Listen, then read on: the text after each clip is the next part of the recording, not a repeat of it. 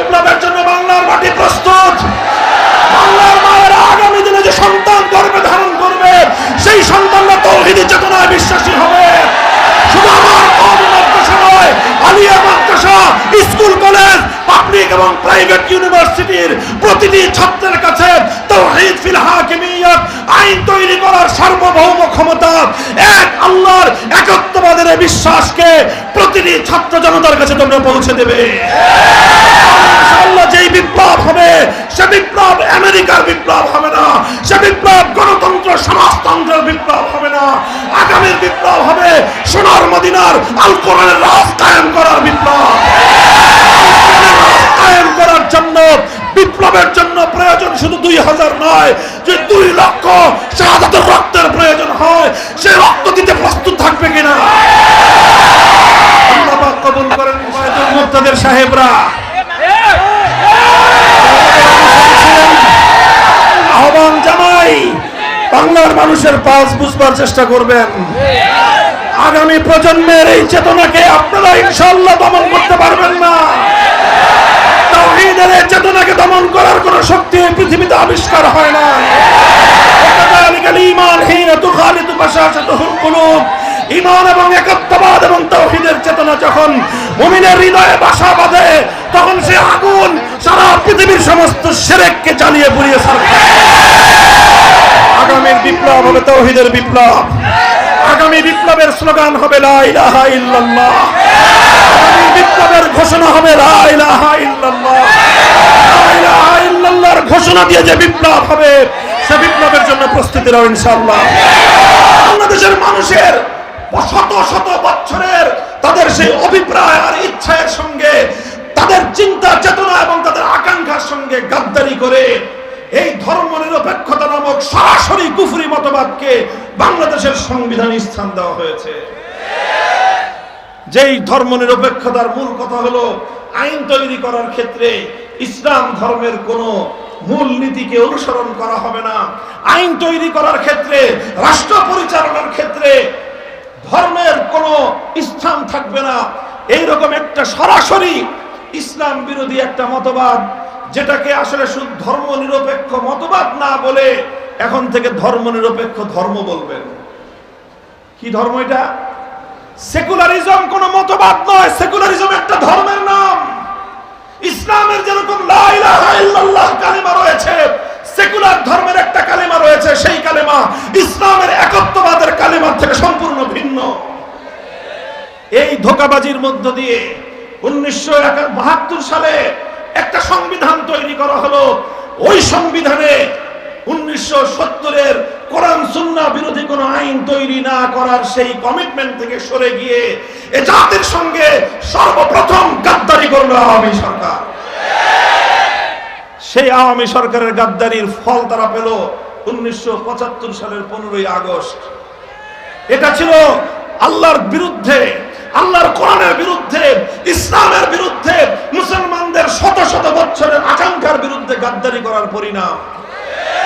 75 পরবর্তী সময়ে কিছুটা সেই ধারাকে সংশোধন করার চেষ্টা করা হলো। সংবিধানের শুরুতে আল্লাহর উপর অবিচল আস্থা এবং বিশ্বাসকে অন্তর্ভুক্ত করা হলো। অভিশপ্ত ধর্মনিরপেক্ষতাকে সংবিধান থেকে দূরে সরিয়ে দিয়ে সংবিধান এবং দেশটাকে আবার ইসলামের আলোকে পরিচালিত করবার একটা পথ তৈরি করা হয়েছিল। কিন্তু সেটুকু পর্যন্তই থমকে গেল।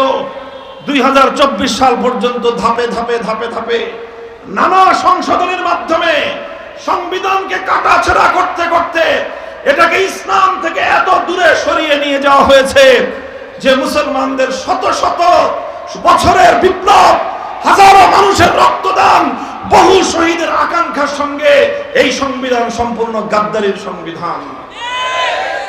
আমি এখন যে কথা বলতে চাই, এখন সংবিধান সংশোধনের প্রস্তাব চাওয়া হচ্ছে।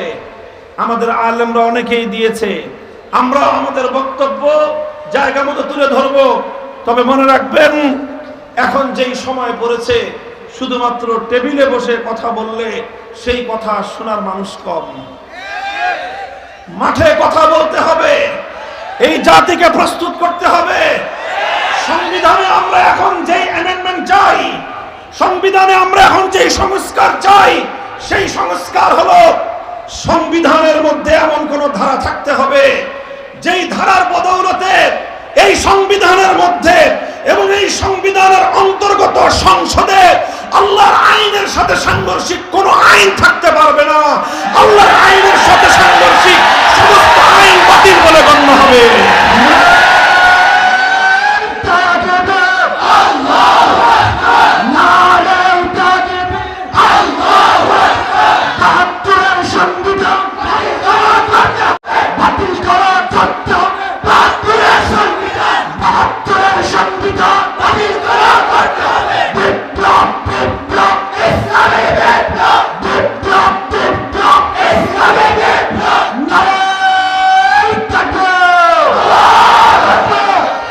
ভালো করে আমার এই আখেরি কথাটা বুঝে নেবেন।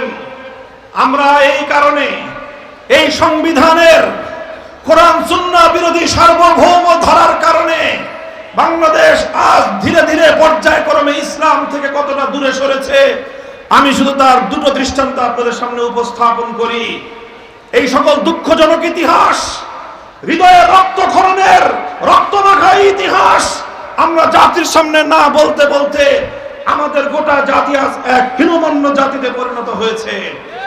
এই যে নির্বাচন কমিশনের কিছু আইন তৈরি করা হয়েছে, আর এই নির্বাচন কমিশনে সকল রাজনৈতিক দলগুলোর নিবন্ধনকে বাধ্যতামূলক করার মধ্য দিয়ে উলামায়ে কেরামের ইসলামী রাজনীতিকেও অভিশপ্ত কোরআন সুন্নাহ বিরোধী এই সার্বভৌম মানব রচিত আইনের খাঁচায় বন্দী করে ইসলামকে কাটছাঁট করে ইসলামের ধ্বংসের পথ তৈরি করা হয়েছে।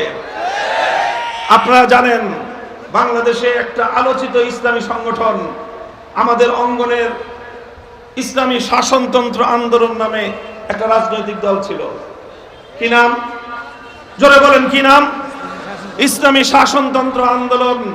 বাংলাদেশের আমাদের আকাবের উলামায়ে কেরামের এক বড় জামাত মিলে এই ইসলামী শাসনতন্ত্র আন্দোলন নামটাকে নির্বাচন করে এর মাধ্যমে 1987 সালে ঐক্যবদ্ধ একটা রাজনৈতিক প্ল্যাটফর্ম তারা গড়ে তুলেছিলেন। 1987 সালে গঠিত ইসলামী শাসনতন্ত্র আন্দোলন প্রতিষ্ঠায় শাইখুল হাদিস আল্লামা আজিজুল হক রহমতুল্লাহ আলাইহি, হযরত মাওলানা আব্দুল গফফার রহমতুল্লাহ আলাইহি, অনেক আরো অন্যান্য মুফতি সৈয়দ হযরত মাওলানা সৈয়দ ফজলুল করিম পীর সাহেব চরমনাই রহমতুল্লাহ আলাইহি, হযরত মাওলানা আব্দুল জব্বার পীর সাহেব, এই যে কি পীর সাহেব শাহাদ, আপনার ওই যে বাইতুল শরফের পীর সাহেব মরহুম হযরত মাওলানা দেলোয়ার হোসেন সাঈদী রহমতুল্লাহ আলাইহি সহ আরো শীর্ষ উলামায়ে কেরাম মিলে ইসলামী শাসনতন্ত্র, অর্থাৎ আমরা বাংলাদেশে একটা সংবিধান প্রতিষ্ঠা করব, যেই সংবিধান হবে ইসলামী সংবিধান প্রতিষ্ঠার দাবির লক্ষ্যে, দাবি আদায়ের জন্য এই নামে আন্দোলন এবং একটা সংগঠন করা হয়েছিল। কিন্তু অভিশপ্ত এই সংবিধানের আলোকে এই নির্বাচন কমিশন যখন রাজনৈতিক দলগুলোর নিবন্ধনকে বাধ্যতামূলক করলো, ইসলামী শাসনতন্ত্র আন্দোলনকে সেই আইনের মারপ্যাচে পড়ে শাসনতন্ত্র শব্দ বাদ দিতে হলো। কারণ ইসলামী শাসনতন্ত্রের দাবি করা এটা বর্তমান সংবিধান অনুযায়ী আইনের পরিপন্থী। বড় দুঃখজনক এবং মর্মান্তিক বিষয়, আমরা এদিন সেদিন সেটা মেনে নিয়েছি। এর চেয়ে আরো ভয়ঙ্কর বিষয় হলো জামাতে ইসলামী নামে একটা সংগঠন আছে, আপনারা জানেন। জামাতে ইসলামের সাথে আমাদের অনেক মতপার্থক্যের জায়গা আছে, সেটা ভিন্ন জায়গায়। আপনারা জানেন জামাতে ইসলামীকে আদালত থেকে তাদের নিবন্ধন বাতিলের ঘোষণা দেওয়া হয়েছিল। কিসের ভিত্তিতে? বলা হয়েছিল জামাতে ইসলামের সংবিধানে এক আল্লাহর সার্বভৌমত্বের কথা বলা হয়েছে। আল্লাহর সার্বভৌমত্বের কথা তাদের সংবিধানে থাকার কারণে এই সংবিধান বাংলাদেশের সংবিধান এবং বিচার ব্যবস্থার সঙ্গে সাংঘর্ষিক বিধায় এই কারণেই জামাতে ইসলামের নিবন্ধন বাতিল হয়েছিল। এটা কত বড় দুঃখজনক এবং মর্মান্তিক বিষয়। এটা শুধু জামাতে ইসলামের প্রসঙ্গ না, আল্লাহর সার্বভৌমত্বের বিশ্বাস এটা তাওহীদের বিশ্বাস। আল্লাহর সার্বভৌমত্বের বিশ্বাস এটা তাওহীদ ফিল হাকিমিয়তের বিশ্বাস। যে আল্লাহর সার্বভৌমত্বে বিশ্বাস করে না, কোশ্চেন কালেও সে ঈমানদার হতে পারে না। ইত্তাফাকা আলাইহিল উলামা ওয়াকাদ আজমা আলাইহি আইম্মাতুল ইসলাম, চার মাযহাবের সমস্ত ইমামদের ঐক্যমত, সেই সাহাবীদের যুগ থেকে নিয়ে আজ পর্যন্ত সারা পৃথিবীর সমস্ত ইসলামিক স্কলার এই ব্যাপারে একমত যে আল্লাহর সার্বভৌমত্বে যারা বিশ্বাস না করে, যারা কোন রাষ্ট্রের, কোন আইন পরিষদ, কোন সংসদের অথবা জনগণের সার্বভৌমত্বকে যারা বিশ্বাস করবে, তারা আল্লাহর একত্ববাদে অস্বীকারী স্পষ্ট মুশরিক। আর এই শিরকের অভিশাপ গোটা বাংলাদেশের মানুষের উপর চেপে বসেছে। আমরা এগুলোকে নানাভাবে তাবিল করে করে, নানা রকম ভাবে এগুলোকে নামছাম দিয়ে এতদিন পর্যন্ত আমরা চলেছি। এই কারণে সংসদে সদস্য হয়ে যাওয়া, এই সার্বভৌম আইন পরিষদের সদস্য হওয়া ইসলামিক দৃষ্টিকোণ থেকে অনেক ঝুঁকিপূর্ণ একটা কাজ। এই জন্য সংসদ সদস্য হওয়ার এবং জাতীয় প্রতিনিধিত্ব করার অনেক প্রয়োজনীয়তা থাকা সত্ত্বেও আমাদের অনেক ইহতিয়াত করতে গিয়ে অনেক মুহতাত উলামায়ে কেরাম কখনো সংসদে যান নাই। সংসদে যাওয়ার জন্য তারা প্রার্থী হন নাই, কারণ সংসদে গেলে এই আল্লাহর সার্বভৌমত্বের সাথে একটা বাহ্যিক হলেও সাংঘর্ষিকতা দেখা দেয়। বলবেন হুজুর তাহলে আপনি কি বলতে চান? এই বিষয়ে লম্বা আলোচনা আমি করব না। সংসদে যাওয়ার বৈধতার অন্য কিছু আরো উপায় রয়েছে, সেই সমস্ত উপায় দিয়ে আর কিছু তাবিল এবং কিছু কৌশলগত বক্তব্যের মাধ্যমে আমরা সংসদ সদস্য হওয়ার বৈধতা প্রমাণ করে আমরা যাই। কিন্তু কথা হলো, এভাবে আর কতদিন তাবিল করে চলবো? আমি আজ এই কথাটা বলতে চাই। আজ এই স্বাধীন বাংলার মাটিতে বুক তুলে মামুনুল হক এবং তার প্রজন্মের সন্তানদের বলার সময় এসেছে, আমরা এই সংবিধানে এক আল্লাহর সার্বভৌমত্বের বাস্তবায়ন দেখতে চাই।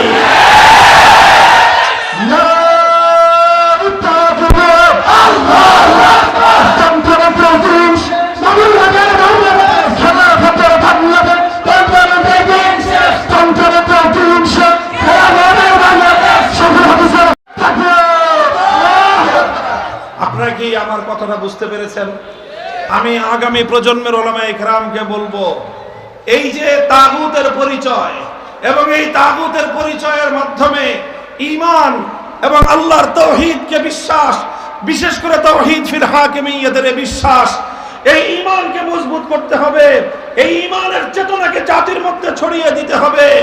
যারা মানব রচিত তন্ত্র মন্ত্রের দাবিদার, যারা মানব রচিত তন্ত্রের আদর্শে বিশ্বাসী হয়ে রাজনীতি করে, সেই সকল মুসলমানদের সন্তানদেরকেও এই ভয়াবহতা বুঝাতে হবে যে আজকে তোমাদের এই আল্লাহর তাওহীদ ফিল হাকিমিয়্যাত আইন তৈরি করবার সার্বভৌম ক্ষমতা একমাত্র কার? এই ধারা আমাদের সংবিধানে সংযোজিত না হওয়া পর্যন্ত এই সংবিধান কোনোভাবেই মুসলমানদের সংবিধান হতে পারে না। আগস্ট বিপ্লবের পরে এখন আমরা স্বপ্ন দেখতেই পারি যে আগামী পরবর্তী বিপ্লবটা হবে আল্লাহর সার্বভৌমত্ব কায়েম করার বিপ্লব। আল্লাহর আইন তৈরি করবার নিরঙ্কুশ ক্ষমতাকে চ্যালেঞ্জ করে যে আইন পরিষদ গঠন করা হবে, সে আইন পরিষদ ভেঙে গুড়িয়ে দেওয়ার দিন। যেভাবে 5ই আগস্ট বাংলার প্রতি ইঞ্চি মাটি থেকে মূর্তিগুলোকে অপসারণ করা হয়েছে, যেভাবে আমরা মাটির তৈরি মুর্দা মূর্তি সরিয়েছি, মাটির তৈরি মুর্দা শিরকের প্রতীকগুলোকে আমরা খতম করেছি, জিন্দা মূর্তিগুলোকেও সেভাবেই এদেশের মাটি থেকে উপড়ে ফেলতে হবে।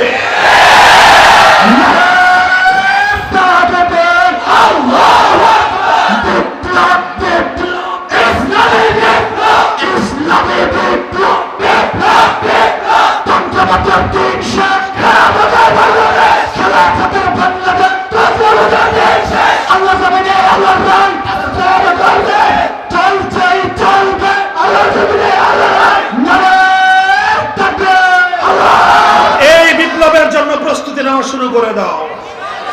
ইনশাআল্লাহ বিপ্লবের জন্য বাংলার মাটি প্রস্তুত।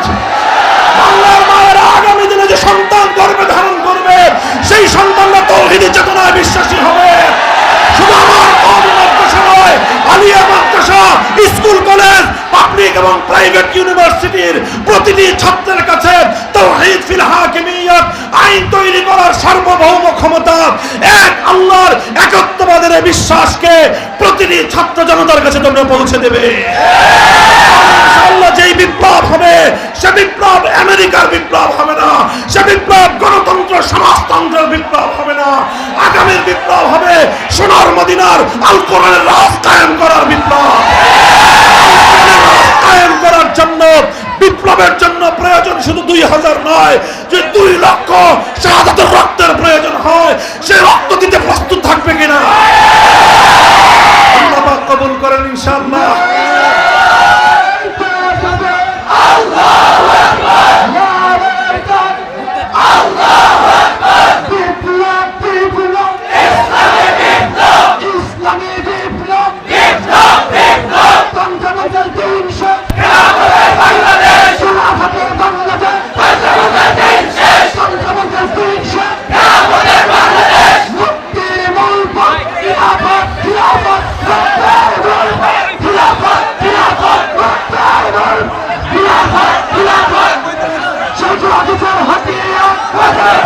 ওবায়দুল মুক্তাদের সাহেবরা আহ্বান জানাই, বাংলার মানুষের পালস বুঝবার চেষ্টা করবেন। আগামী প্রজন্মের এই চেতনাকে আপনারা ইনশাআল্লাহ দমন করতে পারবেন না। তাওহীদের এই চেতনাকে দমন করার কোন শক্তি এই পৃথিবীতে আবিষ্কার হয় না। ঈমান হিনা তুখালিতু বাশাশাতুল কুলুব, ঈমান এবং একত্ববাদ এবং তাওহীদের চেতনা যখন মুমিনের হৃদয়ে বাসা বাঁধে, তখন সে আগুন সারা পৃথিবীর সমস্ত শিরককে জ্বালিয়ে পুড়িয়ে ছাড়বে। আগামীর বিপ্লব হবে তাওহীদের বিপ্লব। আগামী বিপ্লবের স্লোগান হবে লা ইলাহা ইল্লাল্লাহ। আগামী বিপ্লবের ঘোষণা হবে লা ইলাহা ইল্লাল্লাহ। লা ইলাহা ইল্লাল্লাহর ঘোষণা দিয়ে যে বিপ্লব হবে, সে বিপ্লবের জন্য প্রস্তুতি নাও ইনশাআল্লাহ।